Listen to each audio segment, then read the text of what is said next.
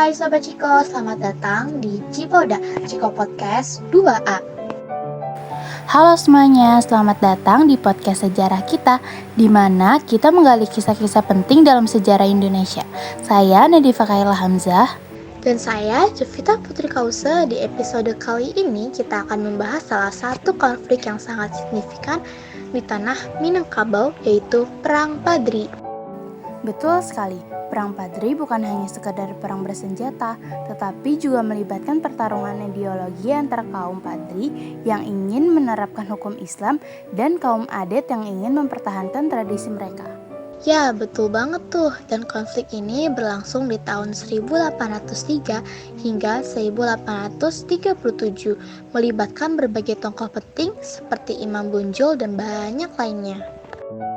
Dalam episode ini, kita akan membahas latar belakang, peristiwa penting, dan dampak dari perang ini, serta bagaimana pengaruhnya masih terasa hingga kini. Jadi, tetaplah bersama kami untuk menjelajahi kisah menarik di balik Perang Padri. Mari kita mulai.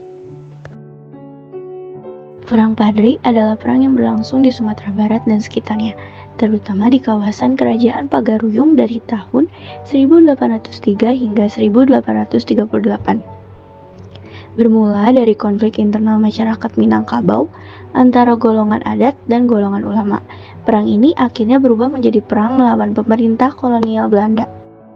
Kaum adat pada tahun 1803 sampai 1821. Perang antara golongan ulama dan golongan adat di Tanah Minang dipengaruhi oleh konteks sosial saat itu. Islam mulai masuk ke Minangkabau pada abad 16, melahirkan sistem 3 raja. Yang pertama Raja Alam, 2 Raja Adat, dan 3 Raja Ibadat. Meskipun masyarakat telah memeluk Islam, adat istiadat tetap berpengaruh kuat. Kerajaan Pagaruyung dan golongan adat mendukung pelestarian tradisi. Namun, pada tahun 1780-an, sumber emas menipis, sementara komoditas baru seperti kopi dan tekstil mulai berkembang, terutama di daerah dengan pengaruh ulama yang kuat. Hubungan dagang yang terjalin dengan Inggris dan Amerika mendorong munculnya gerakan pembaruan Islam di kawasan tersebut. Cikal bakal gerakan pembaruan ini adalah adanya keinginan para saudagar untuk mencari perlindungan pada hukum Islam yang murni dari kekerasan, keserakahan, dan ketidaknyamanan yang meluas yang mengancam kontrak-kontrak barang dan diri mereka sendiri. Sekitar tahun 1803 sampai 1804, gerakan pembaruan Islam tersebut meluas. Pemicu terjadinya gerakan Padri di Tanah Minang yang dipimpin oleh sejumlah ulama muncul sebagai respon terhadap praktik adat yang dianggap bertentangan dengan ajaran Islam. Setelah kembali dari Mekah, para ulama berusaha memperbaharui masyarakat Minangkabau dengan memberlakukan syariat Islam dan melawan kebiasaan-kebiasaan lama. Namun, gerakan ini berujung pada konflik bersenjata antara kaum Padri dan kaum adat, serta melawan Belanda yang ingin menguasai wilayah tersebut untuk kepentingan perdagangan. Keterlibatan Belanda dalam konflik ini memperburuk keadaan bagi kaum Padri, yang terpaksa menghadapi dua lawan sekaligus, yaitu kaum adat dan Belanda, serta berujung pada penyerahan kekuasaan kerajaan kepada Belanda dan juga perjanjian yang ditandatangani para penghulu pada tahun 1821. Nah, pasca perjanjian itu meletuslah perang antara kaum Padri melawan Belanda kaum adat loh.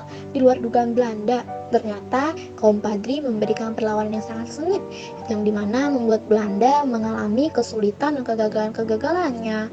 Misalnya mengalami kekalahan besar di Lintau pada tahun 1823, sementara itu pada tahun 1825, Sultan Arifin Nurnisyah, raja terakhir Minangkabau, wafat dan dimakamkan di Istana Pagaruyung. Dan pada tahun 1825, Belanda memprakarsai perjanjian damai dengan kaum Padri yang terwujud dengan ditandatanganinya perjanjian masang oleh kedua pihak. Apa ya alasannya kira-kira? Nah, alasan utama dibuatnya perjanjian ini adalah pada saat yang sama Belanda menghadapi perang yang lebih besar di Jawa, yaitu Perang Jawa atau Perang Diponegoro. Setelah Perang Diponegoro, Belanda melanggar perjanjian masang dan menghadapi kaum Padri yang telah merangkul kaum adat melalui Plakat Puncak Patuh. Perjanjian ini menciptakan kompromi antara kedua pihak dengan prinsip bahwa adat berlandaskan syariat Islam.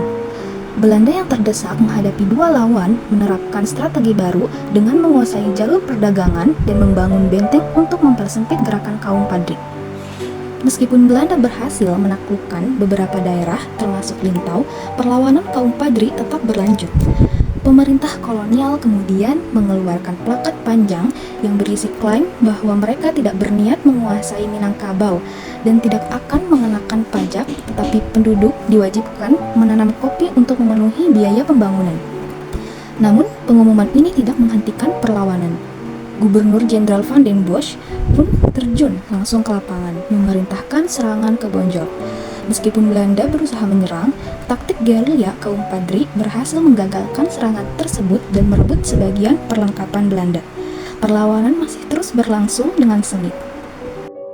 Pada tahun 1834 sampai 1845, Belanda mulai membangun inspektur menuju Bonjol dengan melibatkan paksa masyarakat lokal. Dan pada 16 April 1835 mereka melancarkan serangan ke Bonjol. Setelah perlawanan sengit dari kaum Padri, Belanda berhasil mengepung benteng Bonjol pada 16 April 1837 dan menaklukkan benteng tersebut pada 17 Agustus 1837. Tuanku Imam Bonjol dan beberapa pengikutnya berhasil melarikan diri. Namun upaya untuk membangun kembali kekuatan kaum Padri gagal. Belanda kemudian mengundang Tuanku Imam Bonjol untuk berunding, tetapi ia ditangkap dan diasingkan ke berbagai tempat hingga wafat pada tahun 1864. Setelah penangkapan Imam Bonjol, perlawanan kaum Padri terus berlanjut. Tetapi pada tahun 1845, Belanda berhasil menaklukkan seluruh Minangkabau dan kerajaan Pagarayung kehilangan otonomi, berada di bawah kekuasaan Belanda yang dimana rajanya diperlakukan seperti bupati, mengikuti model di Jawa.